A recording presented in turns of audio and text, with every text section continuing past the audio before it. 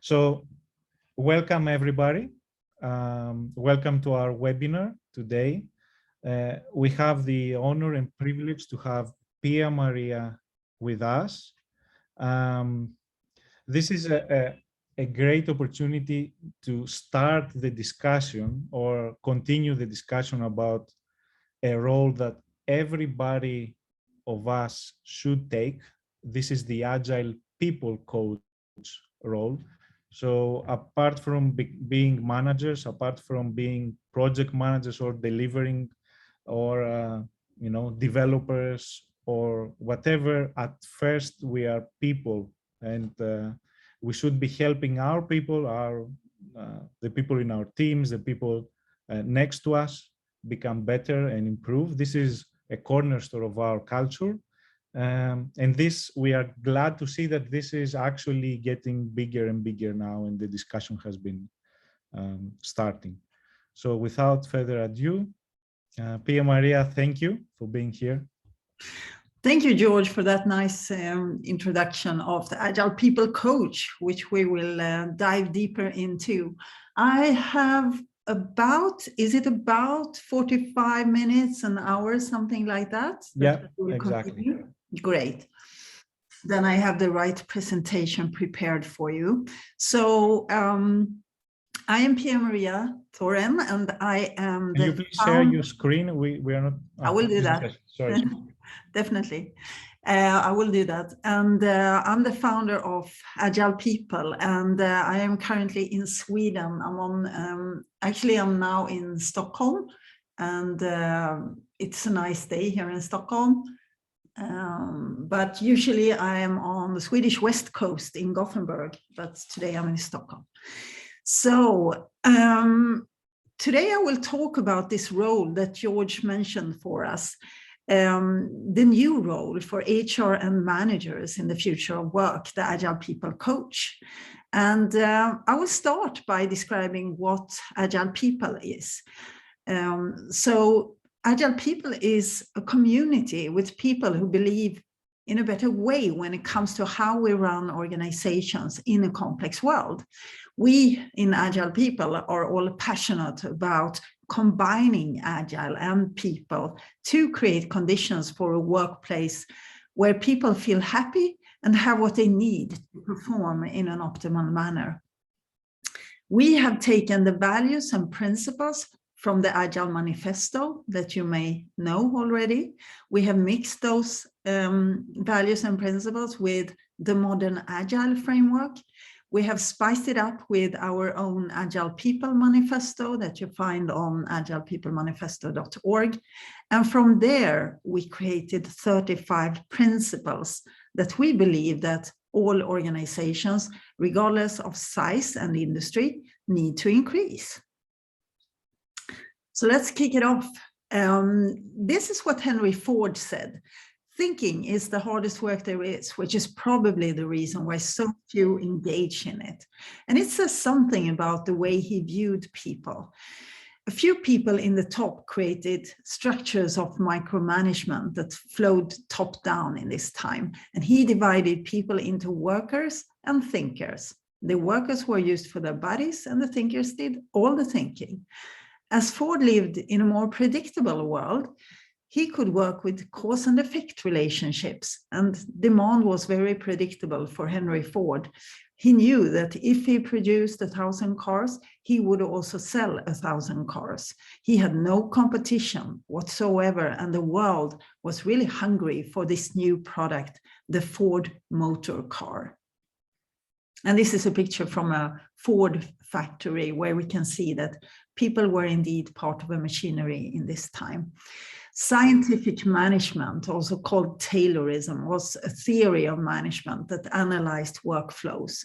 Its main objective was to improve economic efficiency, especially labor productivity. And it was one of the earliest attempts to apply science to the engineering of processes and to management.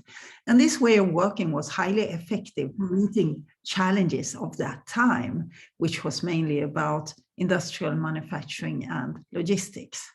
So they built management systems of standardization to create efficiency at the production line. How we view other people becomes the first and most important learning here. Douglas MacGregor wrote a book in the end of the 1950s, and it's called The Human Side of the Enterprise. And in this book, he writes about theory X and theory Y.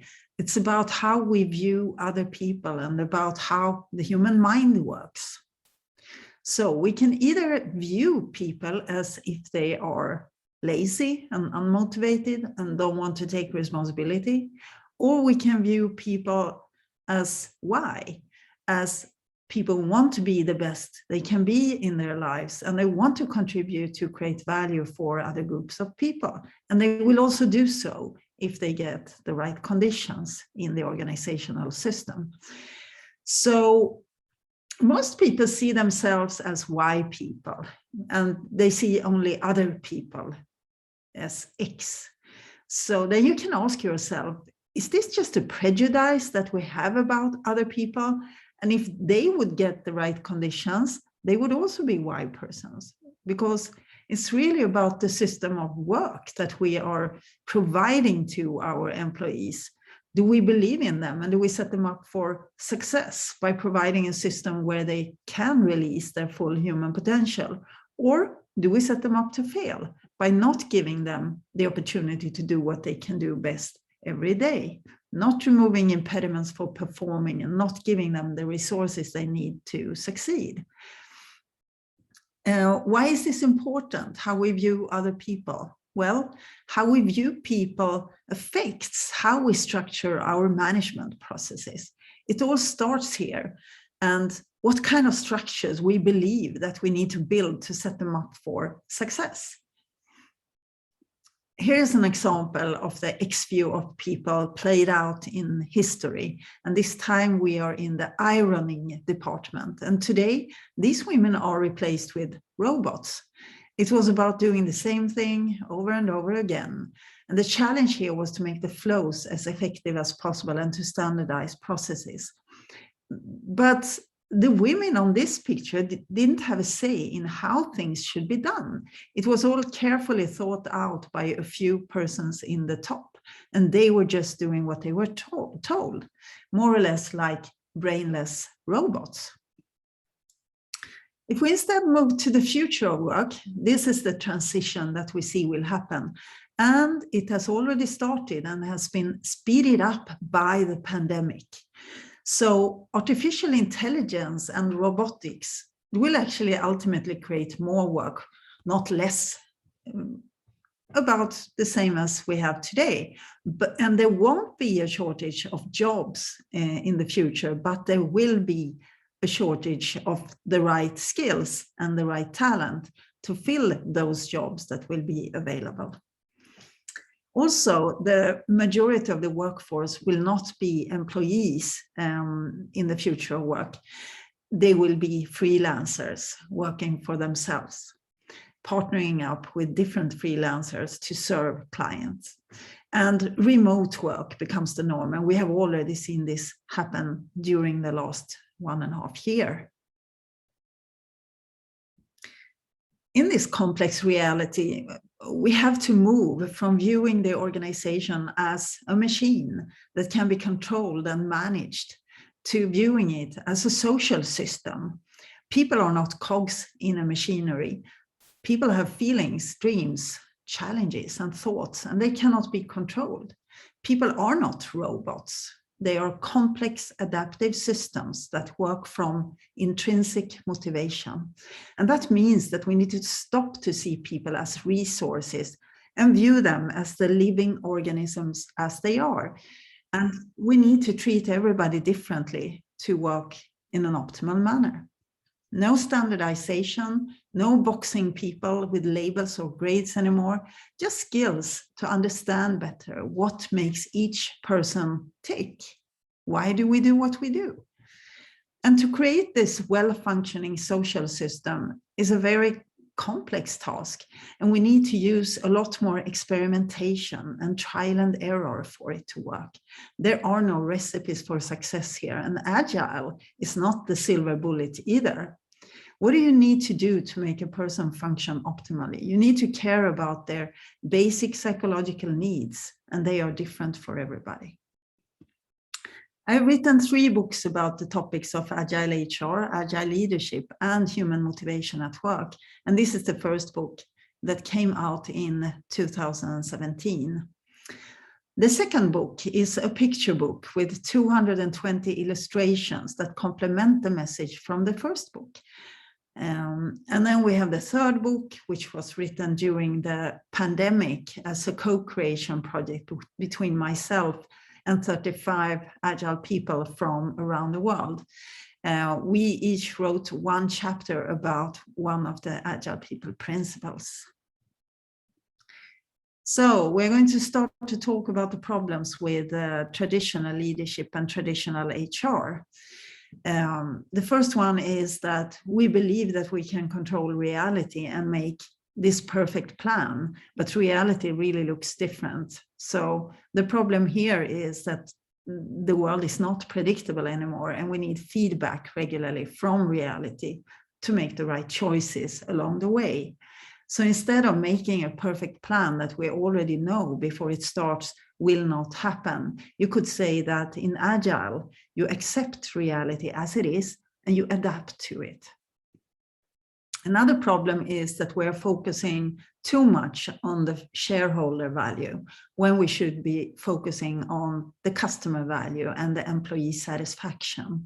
Happy employees serve customers, and happy customers will lay the foundation for a profitable organization that can deliver value to the shareholders. But this is a consequence of the value creation happening between employees and customers. Value comes first, profit follows. Profit is like the air we breathe. We need air to live, but we don't live to breathe, as Frederick Laloux so beautifully puts it in his book, Reinventing Organizations. So we need profit to survive as a company, but that's not the main reason why we run the company. The reason is to create value for some customer. And paradoxically enough, if we focus on that value creation, we will make even more profit in the end, in the longer term perspective. And for HR, customers are managers and employees. Another problem is that our organizational system is not making it very easy for us to perform. Instead, the system is limiting us, putting obstacles in the way for great performance and letting people be themselves and perform from their abilities. Think about it. A good system can make a quite mediocre person fantastic, and a bad system can make a high performer perform really bad. So fix the system, as William Edwards Deming says in his books. We're going to talk a little bit also about the problem with control. The definition here is the power to influence or direct people's behavior or the course of events. And in business terms, this means controlling people and or controlling the future, which is the grand illusion that many leaders have and many managers have, that people can and must be managed and that the future is predictable and manageable. But we know this is not true. People cannot be managed and the future is not predictable and manageable. So we have a budget problem here. It's a very time-consuming process. Assumptions that we make in this process are very quickly outdated. It stimulates unethical behaviors and creates illusions of control. And we don't have any control. We know that. Decisions are made too early, often too high in the organization. It guarantees that we have planned costs, but not that we have the planned revenues. And it can prevent other value-adding activities that we could engage in if we didn't have the annual fixed budget. Then we link the budget to traditional performance goals and ratings and reviews. So what is the problem with this? Well, a year is too long when the organizational reality changes quickly. We need to give coaching and feedback a lot more often. Also, we focus on judging the past when we should instead focus on improvement for the future. And the feedback during the year is in many cases non-existing. Also, we can ask ourselves if the manager knows best, maybe other people in the organization knows better how I have performed. It's connected to salary, which leads to sandbagging and lower set goals, because people don't stretch themselves when they know that their goal fulfillment is linked to a bonus or reward in the end. And these sub-optimizing effects that we get does not breed competition, cooperation, I mean, it breeds competition instead. And we are focusing on the wrong things, only results and not behaviors. And it's the good behaviors that we need to increase in organizations to have a good organization long-term, which can deliver sustainable high results.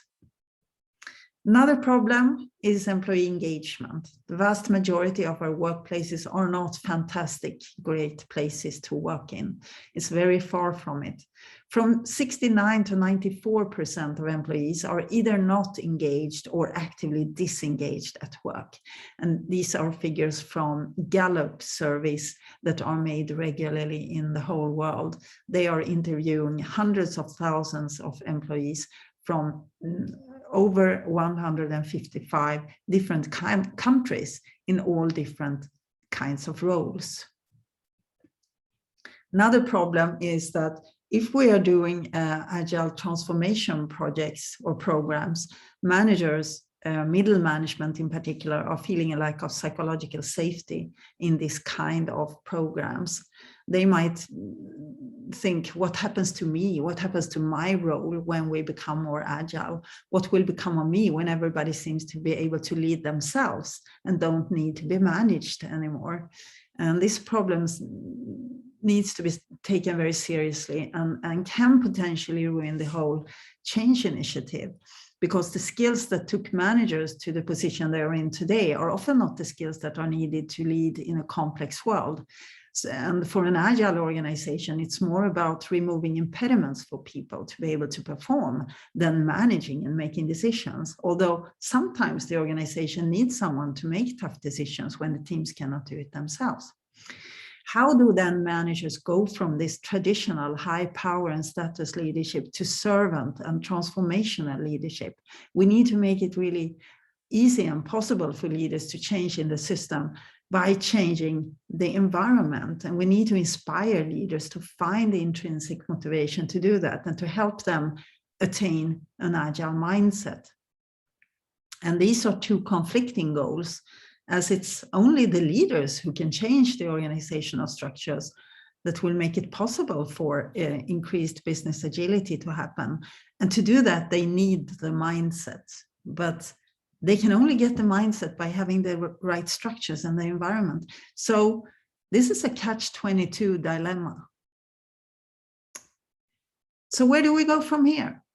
What will be leaders' role when everyone seems to be able to manage themselves and have no need to be told what to do or to be judged in a 9-box grid anymore? And what should we do about all these problems? People ask me all the time, and I actually have some ideas. And one of the ideas has to do with a new role that leaders and HR need to take for the future of work. So let's start with an agile HR overview, the change in the new world of work for HR. The agile model of HR states that human resources job is not just to implement controls, standards, and drive execution, but rather to facilitate and improve organizational agility. And this changes HR's mission and focus a lot. Driving agility means driving programs which create adaptability, innovation, collaboration, and speed. And in my opinion, HR should be leading this change. I believe that HR has been sitting in the backseat for way too long. It's time that you step up and show what you can do for the organization, because it's all about the people and the system in which the people work. If we can give the right conditions to the people, they will take care of the rest. We don't need to do more things. We need to learn how to stop hindering people from giving their best effort to the company by providing the wrong structures. And HR has the power to decide on many of these structures that can support people to perform or make it more difficult to contribute in creative and innovative manners. And the processes I'm talking about here is, for example, change management, leadership development programs, people development, performance management, compensation and benefits, talent acquisition, recruitment, all these deep structures that permeate the whole organization. If HR keeps holding on to the old ways of doing these processes, we don't have the possibility to change in any part of the company. So that's why HR needs to go first, show the example, start experimenting and doing trial and error experiments on themselves first, and then to spread this way of working and thinking in the whole organization. And here you have the opportunity to really make a difference for the whole organization. Instead of using job descriptions to close people into boxes marked with labels, we need to focus on letting people be their best selves at work and start from the person when we create their job. There are few people actually who fit exactly into a predefined job description perfectly. And often they actually have other skills that the organization could benefit from that we are missing out on if we are not open to tailor the roles, at least to some degree. Maybe we have a basic kind of job role where we have this is a must, but then you have some lines that are not filled in that you will develop together with the employee, because these are the skills that they have that are not maybe mentioned in the job description and that they would like to use because they have these skills, they are passionate about something, or they like very much doing something. And in Agile, we talk a lot about T-shaped competency. You need to have both breadth and depth. And you can also call these people generalized specialists or specialized generalists. To work towards more T-shaped people creates a lot of flexibility in our organizations. For the individual, it becomes possible to either broaden or deepen competence depending on what they are interested in. For the team, it creates an increased flexibility when people can take on each other's tasks and do each other's jobs. And we learn from each other all the time. And that also leads to competence development when you learn from each other. And for example, work in pairs. For the whole organization, it makes competency shifts possible and minimizes the risk for bottlenecks in competence. There is a much better adaptability to changing organizational competence requirements. And also, we don't have to fire people because we don't need their job role anymore. They can always do something else if they are T-shaped. So many good things about that. This is a tool that I'm using in my training, a great tool for any HR or people and culture department when understanding how to optimize employee experience. And it's called the Employee Experience Journey Mapping tool. So it's similar to customer journey mapping or design thinking, to having a more profound understanding and in the different phases that the employee goes through in the life cycle of a person in a company, to understand the goals, the needs, the touch points, what are barriers, what are enablers in each step here. Okay, so let's have a look at the Agile People Coach and the HR professional. If we are moving from an HR role to a more coach-like Agile People Coach role, then we need to unlearn and relearn different things. And these are some of the things that you can work on. Instead of only having extensive HR process competence, which is then would be the depth of your knowledge, Also, we need to understand complex systems, which would add to the T in T-shaped. Also, instead of having deep skills in some specialist area, we also need to have deeper general people skills, psychology, relationship management, sociology, etc. Instead of having no formal power to lead transformation, HR should be more trusted and be able to influence the transformation. Instead of being stuck in certain roles, HR should have the flexibility to wear different hats depending on the need. And instead of one size fits all training and solutions need to be tailored towards unique local needs and individual needs and team needs. Instead of developing and deliver solutions to the business, we need to start developing solutions together with the business. And instead of mainly supporting the managers, we need to support all the people in the organization. Instead of having a slightly parental view or playing the role of the company police, we need to treat the employee as the adults as they are. And instead of focusing on individual performance, we need to enable performance in the organizational system. And instead of expecting answers, we need to strengthen listening and observing skills. Instead of checking compliance, we enable improvement. And instead of being back office workers or administrators, we go out there, we walk the floor. We call it in Lean, go to Gemba. You go out and listen to people's needs and understand their challenges and how you can support them. What about leadership then? Agile leadership for the future of work. Here we move from managing performance, micromanaging, telling people what to do. But people might have better ideas. Maybe we're not listening to their ideas. We go from that to enabling performance or developing performance. So the CEO here turns into the chief enabling officer instead of being the chief executive officer. But it's, of course, not just the CEO who needs to change. Everyone needs to work with this supportive, facilitating leadership that should be all about creating motivation towards common goals. A good leader can create prerequisites for performance and co-worker satisfaction by working on the system so that it's easy to perform and easy to be happy. So how do you build psychological safety if you are a manager? Psychological safety is one of the cornerstones, one of the most important platforms in any organizations. That if we don't feel psychologically safe, then we will not release our potential. Then we will not admit errors and we will not learn from mistakes. So how do you create an environment where people feel free to speak up and admit errors and mistakes so that everybody can learn from them? Well, you need to show vulnerability, as in this case, the leader is saying, I made a mistake, let's all learn from it. And people realize that you're not perfect if you're a leader. You also need help.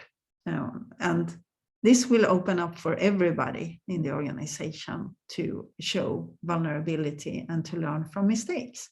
And that will increase the organizational learning, which then creates greater agility and adaptability and the possibility to always look for new products and services that your customers want and need.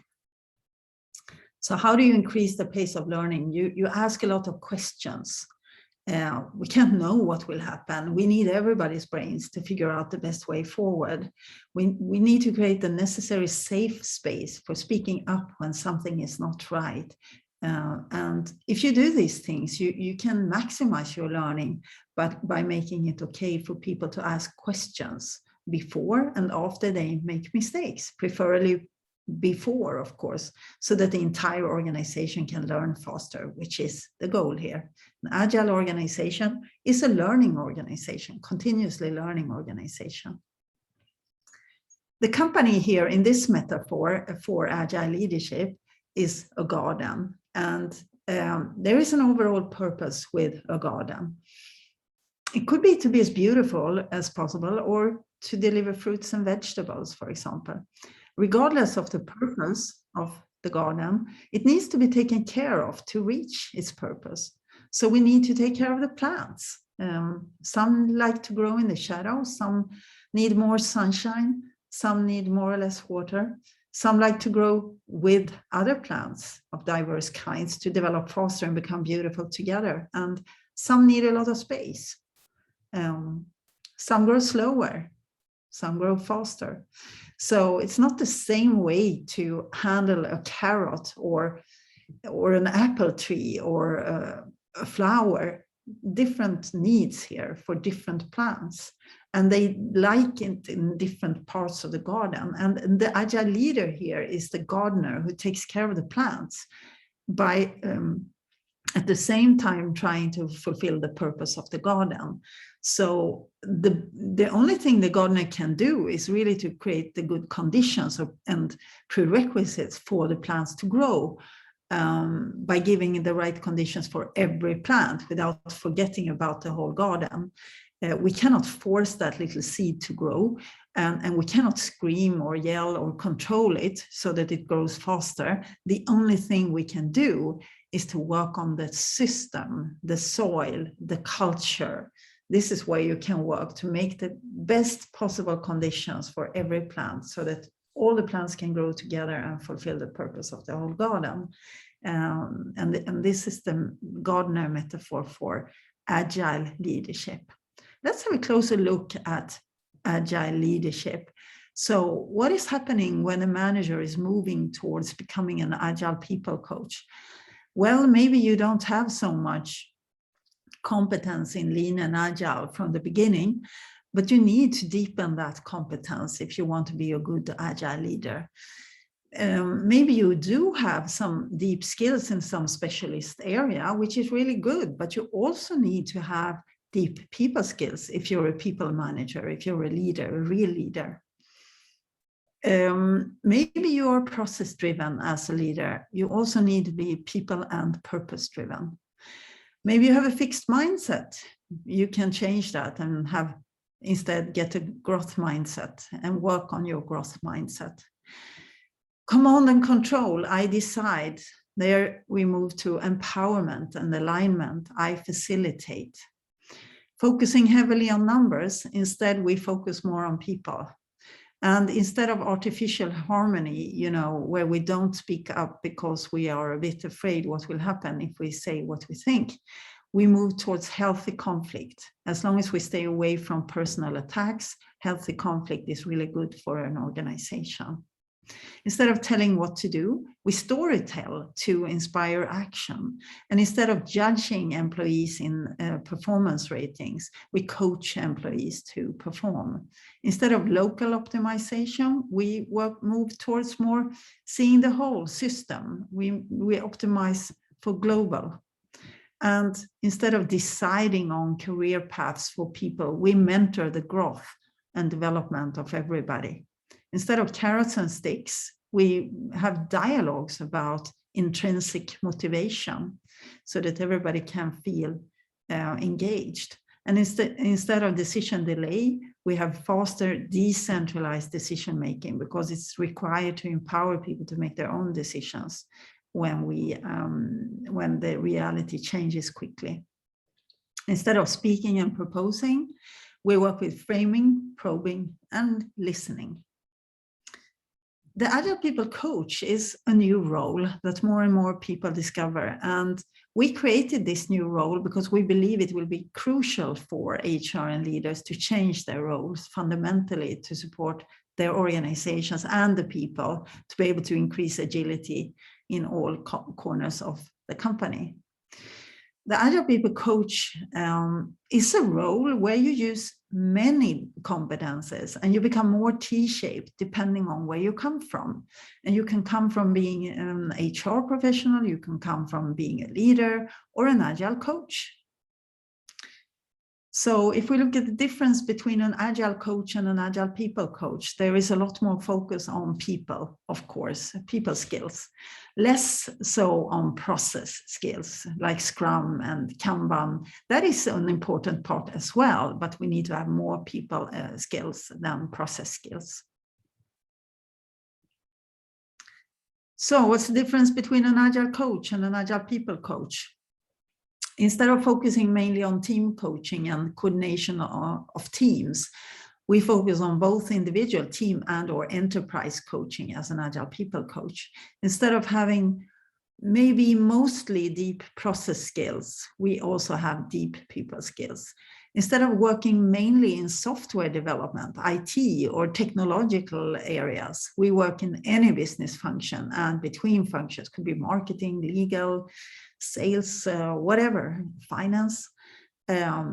Instead of being most commonly active in industries related to technology or digital development, we can have experience from a variety of different industries. Instead of background being mostly in IT or project management of IT projects, we can have a background from any business function if we are an Agile people coach. Instead of having no formal power or position, as it's not very common that an Agile coach has, we can have formal power and the position if we come from an HR position or a leadership position. Instead of having no or little leadership or HR experience, we need to have experience from leading people or supporting leaders leading people, which then would be HR experience. And this is the Agile People Coach.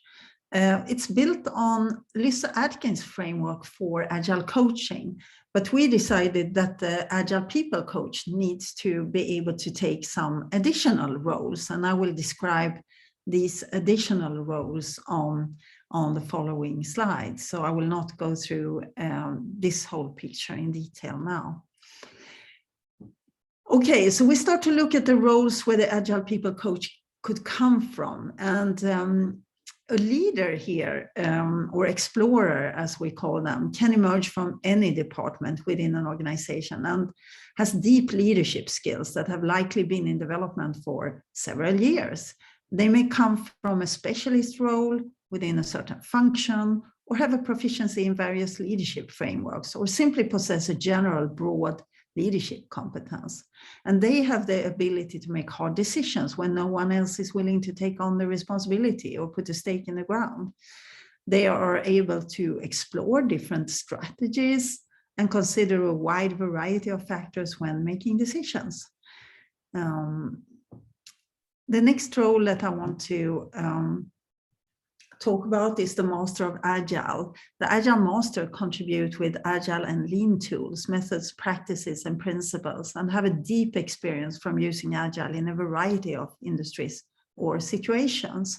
So Scrum, Kanban, Lean, OKRs are tools and frameworks that the Agile Master handles flawlessly, and he or she understands what tool to pick when. This individual, the HR professional, has experience as an HR business partner or a manager or a specialist. They have a solid general understanding of what makes people tick and are capable of having hard conversations to inspire people to excel. They are also the only role in the organization who deal with negotiations with the unions and have competence around labor law and societal regulations. The guide has deep knowledge about the specific place that you are in right now or about the specific topic that you're working with.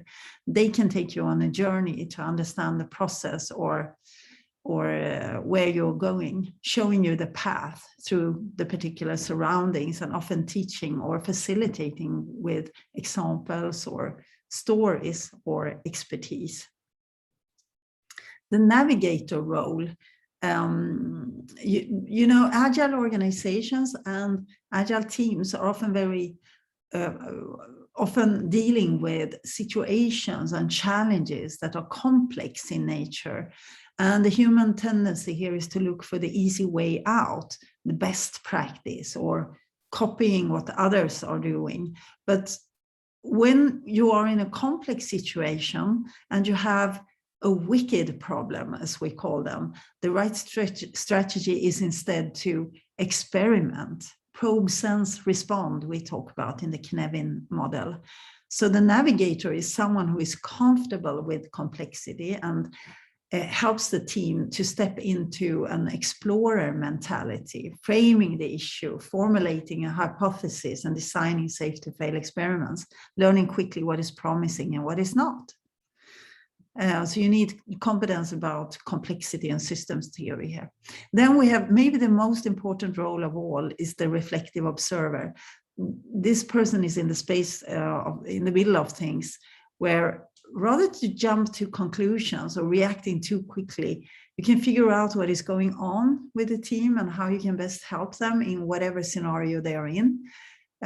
Here you step outside the system for a bit. You look at the system and then you think, how can I best serve my organization? And then you step into the system and take that role that is the best possible role for this given situation or for the people that you are dealing with.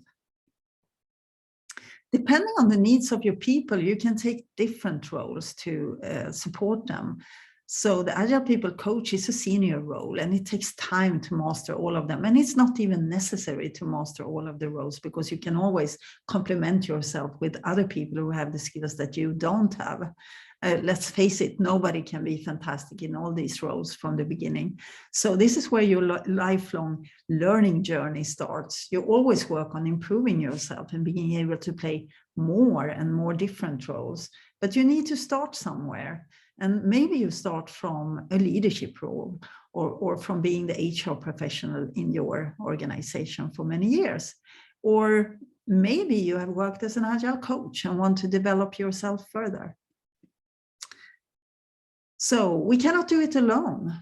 To be able to remove limiting structures, change the culture, and start collaborating towards a more agile future, we need to join forces, all of us. HR cannot do it alone. Leaders cannot do it alone. We need everybody here to start talking across boundaries of different kinds that we have created, and start the conversation and nudging the system and the people and move in this new common direction together. When we work with Agile, we don't follow any recipes. There are no recipes or best solutions that always work. We do know, however, that when we stick to certain principles rather than rules, it tends to work well. You know, best practice is always past practice, and nowadays, only mediocre companies work with best practice. You will never be better than competitors if you follow best practice in the future of work. So that's why we, in Agile, we prefer to work with principles, and then you can use different tools to make them come alive. And there is no guarantee that the tools will work for you. We need to add a good dose of Agile culture and the right conditions in the environment to remember the garden. So many companies have tried to use Scrum in very wrong environments, and then you don't reap the benefits from the Agile model. So how do we then grow culture? How do we change the system? I will give you a simple 3-step process here. We need to change or remove limiting structures, and most of these structures come from finance and HR. And then we need to increase the supporting structures to make it easy to behave according to the Agile mindset. And this could be Scrum, Kanban boards, OKRs, SAFe, this kind of frameworks that we need to increase. So, but we need to first stop doing things, unlearn some things, because otherwise there is no place for the new structures to really grow and to spread. It will come into conflict with the old structures if we don't at the same time remove the old structures. You know, in theory, when more than 50% of all people change their habits and their behaviors, culture will change. And we start to show new behaviors by using new tools and not being limited by structures anymore. So that's how we learn new habits, and this is what we need to do. And then we need to repeat from one, because these structures have a tendency to creep back on us when companies grow. It's called bureaucracy, and it's very common. So we in Agile People, we put together a manifesto to support you to understand how the move needs to look like. So we came together in 2019 during 4 intensive days in my summer house on the west coast of Sweden. And this is the result. And this is our gift to you. And with this, I'm just going to give you a last shout out here. Start today. Follow the principles and start your personal and organizational learning journey towards greater people and business agility. The sooner you start, the sooner you will reap the benefits from happy performing people working together towards a common vision. So that's last. We welcome you to join the Agile People community, and you can visit agilepeople.com for more information. But I would also just like to share with you a training that is organized by Agile actors, where I will move on and teach you a lot more about Agile HR in particular. So this course is a 5 half days course, and it contains both the Business Agility Foundation certification from IC Agile and Agility in HR certificate from IC Agile. If you're familiar with IC Agile, it's a certification body that works with people and business agility certifications, very well known around the world. So this is how you can strengthen your CV in the HR world for the future of work. And yeah, I would just like to welcome you to this training, which is performed in 2-hour online sessions. No, it's 4-hour online sessions, right? 5 times 4-hour online sessions. It is what we will be doing in this one. Virtual one, so it doesn't matter really where you connect from. Yeah, it's totally virtual, and you get access to a learning management system, and we work with mural canvases, which are digital canvases. I can show you what they look like, really.